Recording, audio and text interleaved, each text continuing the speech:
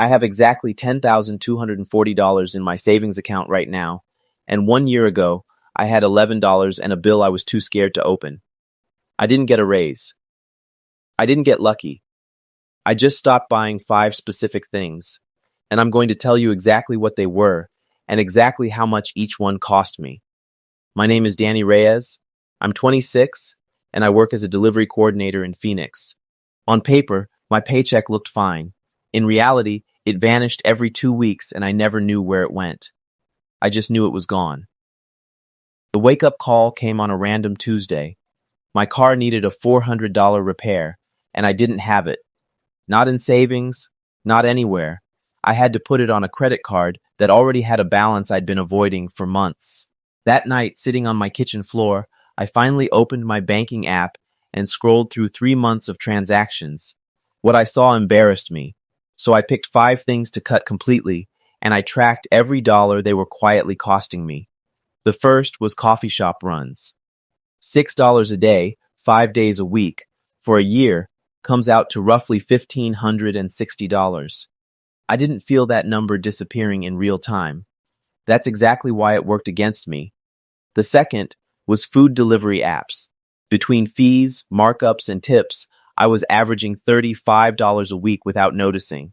Over a year, that's close to $1,820, gone on convenience I could have replaced with 15 minutes of effort.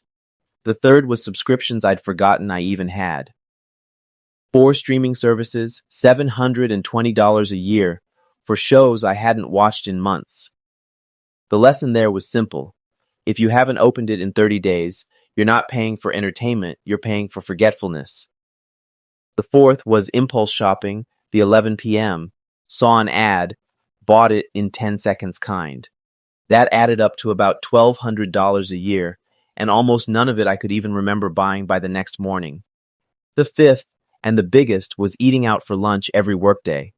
$12 a day doesn't sound dangerous until you multiply it by a year. That one alone was about $3,000. Add those 5 up, and you get roughly $8,300 a year. Just from habits I never once questioned. That number became my target. Everything after that was about building past it. The first 2 weeks of cutting these were rough. I reached for my phone to order food out of pure habit, not hunger. My coworker Priya noticed I'd started packing lunch and asked what was going on. I told her the truth. I'm trying to actually see my money before it disappears. She laughed, then admitted a week later she was cutting her own subscriptions too. Having someone to answer to made the habit stick. By month 2, I wasn't just spending less. I was questioning everything before I bought it. One simple question changed more than any app ever did. Do I actually want this? Or am I just bored, tired, or stressed? Then, month 3 tested me. My car needed new tires, an expense I hadn't planned for. A year earlier, I would have reached for the credit card without thinking. This time, I had a cushion, and I used it instead of going into more debt. That moment mattered more than any spreadsheet.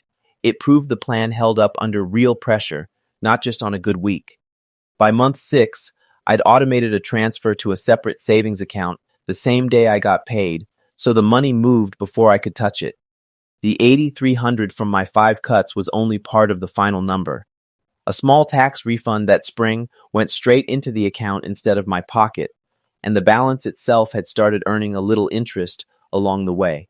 Together, that closed the gap to $10,240.